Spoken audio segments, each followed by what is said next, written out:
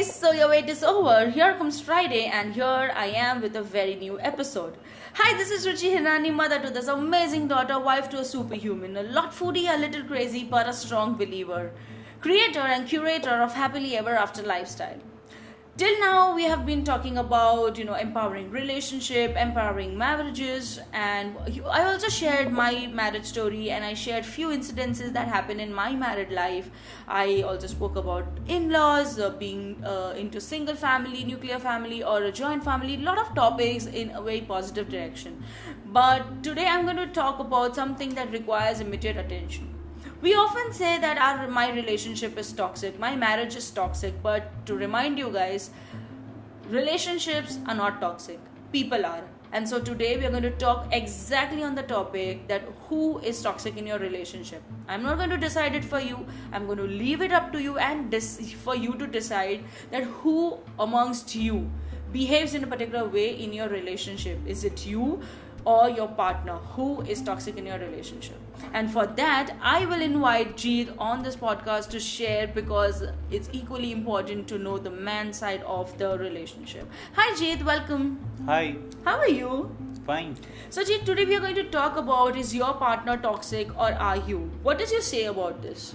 Yeah, it's a very important topic because the conflicts, the major conflicts which we feel, right? The couples feel in the marriage, is because of the toxicity in between them.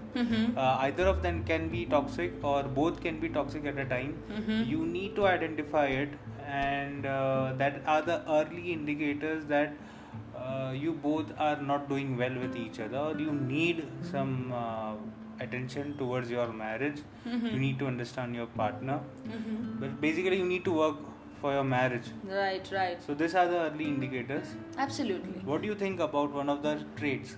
So basically, guys, and Jeet, I'm not going to go in very detail. We will only stick to the signs or the traits or the behavior patterns that can sign that can sign towards toxicity of the person. Okay, and we'll leave up to you guys to find out. Okay, you are not supposed to get into a negative zone. Just kind of find out who behaves in a what particular manner. So here I start with the very first sign of toxicity. It's withdrawal of affection. So basically, when you are the toxic person or your partner is a toxic person, the feeling, the amount of affection, love, care, respect, empathizing, all those positive fulfilling emotions start fading off. I don't say that they do not exist or they are not completely they disappear. I do not claim that, but they start fading off. So withdrawal of affection is very first sign of toxic relationship. I think that avoiding communication and using more blame game, I guess that is also part of toxicity. Cause if I can share my example, early marriage, like where I tried to communicate or particularly explain my part of the story, and sometimes you just throw the blame game around me. We are in such a situation because you did this, you did that wrong. We could avoided the situation if you have done that, if you have done this. And I was on a point that I was trying to communicate that what is my state of mind, what I am thinking. So you were trying to avoid communication, and that particular communication, I felt, if was done properly, we would avoid multiple future instances. Exactly.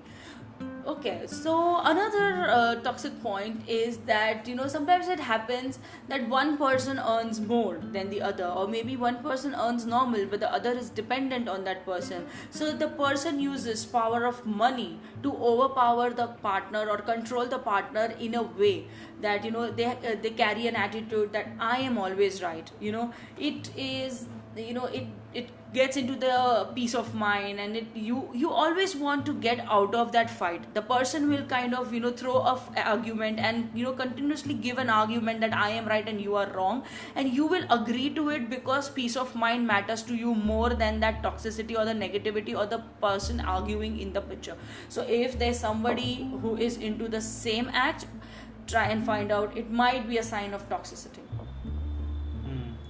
So next, recently I had seen one of my family friend into a proper fix was his spouse was trying to isolate him from his friends and family.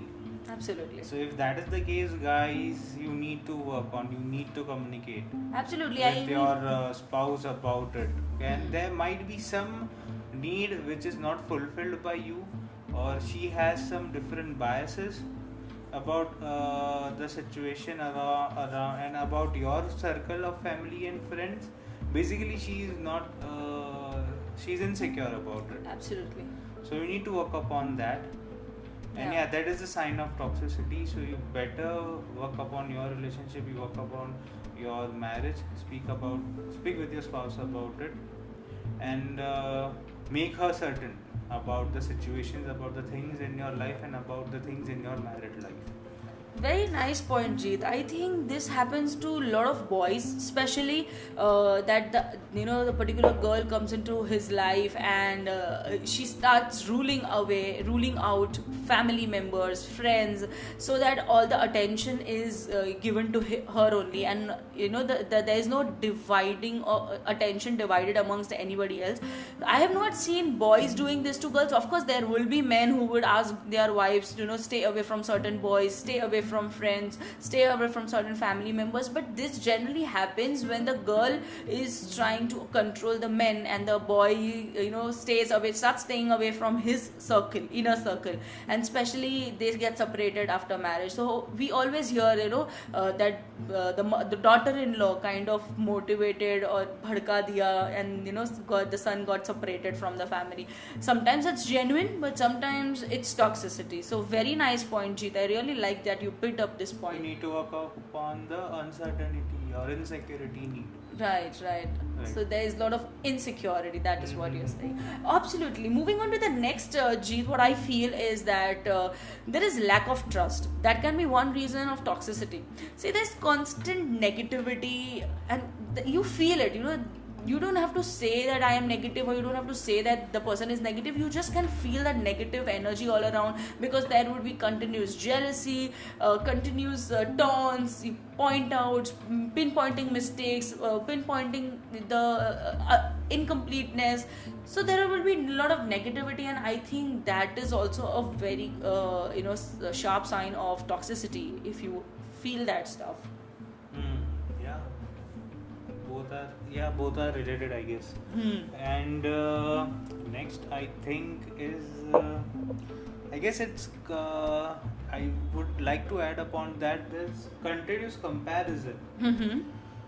There is. Can you detail about it? What is continuous comparison in the sense early marriage मेरे सब friends honeymoon पे यहाँ पे गए, हम क्यों नहीं गए वहाँ पे. एब्सोल्युटली. एंड मेरे जीजा जी मेरी बहन को तो ऐसे ट्रीट करते हैं, वो लोग इतना फ्रीडम उनको मिलता है उनके लाइफ में, हमें क्यों नहीं मिलता. Okay, yeah, that happens. I would agree on that. So I think I will not lie, but even I had felt that comparison in the beginning of the marriage because of our situation. Father-in-law was not well, so we were not able to go to honeymoon immediately after marriage. And even my friends were telling that, why didn't you go to honeymoon? You got married. You should have fought with Jeet. You should have convinced him. So I think it's very natural. But then again, it's a sign of toxicity, right, Jeet?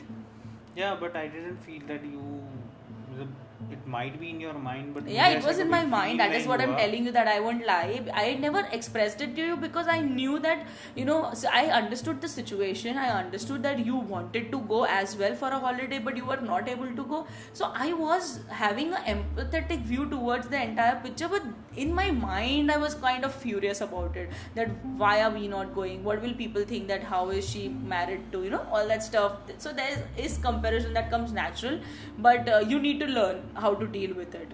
Absolutely. And one more point that I feel, that there is a lack of support from your spouse. Today, wherever I am, Jeet, whatever I am doing, I have your support to a very, very intense extent. You are there for me, and that is the major reason I am able to kind of take that leap of faith.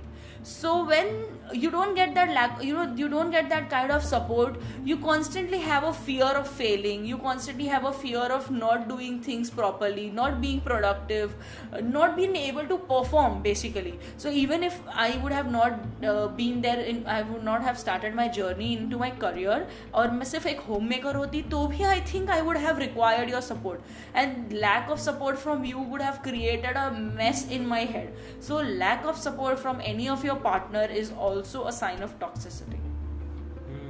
Yeah. So another point I would like to suggest is that continuous comparison between present and past. Right? In this sense, comparison the ho gaya, where you are comparing the current with some other person, some other personality, and you also particularly tend to compare yourself with the past. In the sense, pre-marriage I was living so and so beautiful life. After marriage, I'm not getting so much of freedom. I'm not living my life to the fullest. So, and you particularly forget that there is a 10 to different lifestyle post marriage, and it was meant to be something different, right? So yes, one of the toxicity is that when you don't see the positivity in present, and then you continuously compare the past life with your present. So this is one of the toxicity. And I think one of the I'm just continuing to your point, what you said is there is a continuous comparison with oneself, how he or she used to live in past and present. And I think there is one more toxicity which I can relate to, is bringing the each other's previous or past mistake into the current communication. So if I am having a fight with you on a present topic and I again and again pull out your mistakes from the past, it's a biggest flaw, it's a biggest toxicity you can do, because it immediately kinds of आग में घी डालने वाला काम होता है. It immediately enhances each other's aggression and irritation. It is not good idea to bring your past or your partner's past mistake into the current situational. Every argument or fight is situational, so you cannot bring past things into the present. Because it is, in the sense, we are humans, right? We Right. tend to make mistakes and we get over it, and then we don't try to repeat it again, and then we progress, right? Right. So mistakes in relationships are also necessary, because you tend to learn from mistakes with each other. You need to make mistakes and turn that mistakes into opportunities, I guess. Wow. So you can better understand yourself also and your partner also, because humans change, Absolutely. right? In this pandemic we had to change, then only we could have survived. So it's very important to understand ourselves also and our partners also when we make mistakes, and then it should be like a stepping stone towards a better understanding rather than comparing with it. It doesn't make sense comparing Right. with your past mistakes, doesn't Right. So if you're having such kind of things, I guess you should work upon it. You should communicate with your partner, and you can reach out to Ruchi. She has this amazing tool where she can easily pinpoint the friction points between you and your partner within 1 hour. Absolutely. That is the thing from my side. What do you think? Yeah, that's very true. And I think I would like to add few more. When your partner is toxic, okay, there is a constant fight in your mind. There is a constant thought process that I am not good, this is all happening because of me. It is also a sign of narcissism, but it not a very medical degree.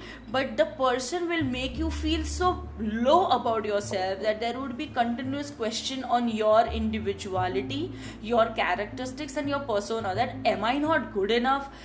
If the person is going out, if the person is going into an extramarital affair, the person will blame themselves, your partner, that mere wajah se hua, I was not able to fulfill him, I was not able to give him the necessary love, attention and care. All that thing happens when the person is toxic in the relationship, and you will lack a lot of self-confidence in you. You will feel that you are not worth it. So that is because of that might be because of your partner. So you will have to look out for signs in your relationship that who is toxic. And lastly guys, any kind of abuse, I repeat, any kind of abuse, be it physical, be it sexual, be it mental, or even emotional abuse, that is the biggest and the worst sign of toxic relationship or the toxic person. You will have to stop to your partner or yourself from doing it if you are into it. I have also seen a lot of women hitting their men, of being abusive orally, giving curse words, giving swear words towards their partner. So all these things might be temporary for that situation, but if looking back, it would have worsened the relationship to a lot extent. So any kind of abuse is a biggest sign of toxicity, and you need to work upon it right now. If you want to know more, so yes guys, in the sense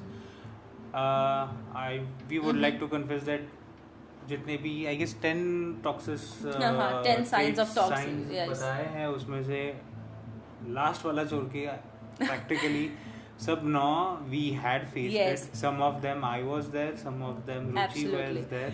but that's And the we beauty, overcome, no yeah. Ji. That's what the beauty is. You have that in you, but that's not important. The important thing is that you are aware about this toxic thing and you work upon it. Yeah, And since we right now worked also upon it and situationally yes. we might get into it, but because we are aware that this thing is toxic for the relationship and it should not continue forever, we'll be consciously behaving in a manner that is not going into the toxic side, right? Because the 10th toxic which Ruchi mentioned, it's only possible when you don't work upon the little toxicity in your relationship when it firstly occurs. Because overnight anybody cannot abuse you, overnight anybody cannot physically or sexually abuse you, mentally abuse you. There might be some particularly signs before you which you should identify, which you should confess, and you should discuss with your partner. You cannot discuss with anybody else, you need to discuss with your partner. Absolutely. So yeah, if you can particularly revise the 9-10th point, I can do right? that, absolutely. Okay, so I'll give a quick recap that the toxic relationship or your so who is toxic in your relationship? Is it you or your partner? And the 10 signs are: first, withdrawal of affection; second, avoiding communication and using more blame game; third, using money to overpower or control you or your partner; having a very I am always right attitude; isolate you from your family and friends; there is a lack of trust because there is a constant negative energy and jealousy; sixth, there was continuous comparison between you and the external world. Then Jeet spoke about continuous comparison between you and your past, and then I added the continuous comparison between the present and the past mistakes. Then it was lack of support, then it was lack of self-confidence because the partner imbibes in you, and the last and the very important is any kind of abuse, be it physical, sexual, mental or emotional.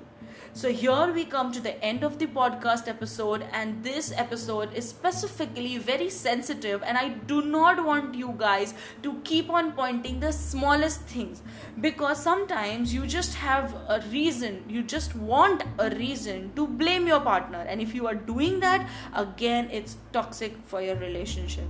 So find out, be aware, be in a conscious state what you are behaving, what you are not behaving, and kind of work on your relationship, because relationship can actually make or break you in your journey, in your life, and they will have a major impact on your emotions. So if you don't want to get bothered, make your relationship sorted and then see the magic of how beautiful your life would be. Here is Ruchi Hirani signing bye-bye, saying bye. Have an amazing weekend. Stay happy, stay in love, because happily ever after does exist. Follow me on Instagram, share this episode if you find it unique and find it helpful, and let me know how more can I help you with your relationship issues. Bye bye, see you next Friday. See ya.